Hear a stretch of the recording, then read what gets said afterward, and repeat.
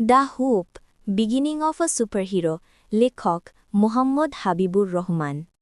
দিনের বেলায় হাবিব ছিলেন শুধু একজন বাবা। তিনি আর তার ছেলে তাবিব তাদের ছোট্ট বাসায় শান্ত বিকেল কাটাত। শহরের কোলাহল যেন দূর থেকে ভেসে আসা এক ঘুম পাড়ানি গান। তাবিবের চোখে তার বাবাই ছিল তার পুরো পৃথিবী, এক ফেরেশতা যিনি তার খেলনা সারিয়ে দিতেন আর প্রাচীন নায়কদের গল্প শোনাতেন। কিন্তু যখন রাত নামত আর তাবিব নিশ্চিন্তে ঘুমিয়ে পড়ত, হাবিব তখন অন্য কেউ হয়ে যেতেন। তিনি হতেন শহরের নীরব অভিভাবক, ন্যায়ের এক প্রহরী। তার মসৃণ কালো পোশাকের বুকের ওপর একটি উজ্জ্বল অক্ষর জ্বলজ্বল করত।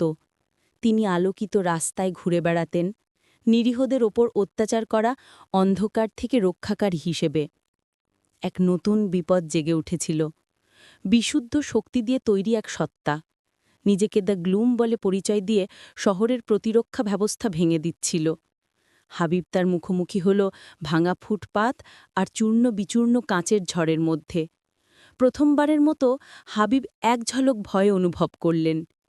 এই শক্তি তার মুখোমুখি হওয়া যে কোনো কিছুর চেয়ে ভিন্ন ছিল।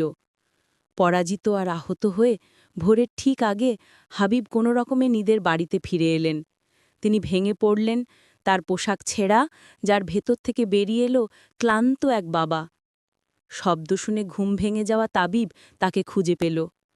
বাবাকে আহত দেখে ছোট্ট ছেলেটির মনে বিভ্রান্তি আর ভয়ের ঝড় উঠল। দ্য গ্লুম ছিল নির্দয়। সে শুধু শহর ধ্বংস করতে চায়নি, সে তার নায়ককে ভাঙতে চেয়েছিল। সে প্রতিটি পর্দায় একটি বার্তা প্রচার করল, যেখানে আতঙ্কিত তাবিবকে দেখানো হচ্ছিল সে লাল বিদ্যুতের শক্তিতে তৈরি একটি গোলকের মধ্যে বন্দী। তোমার শক্তি তোমার দুর্বলতা। কণ্ঠস্বরটা গর্জে উঠল। হাবিবের পৃথিবী চূর্ণ বিচূর্ণ হয়ে গেল। নায়কের সংকল্প ধূলিস্যাৎ হয়ে গেল, তার জায়গায় এলো এক বাবার আদিম আতঙ্ক।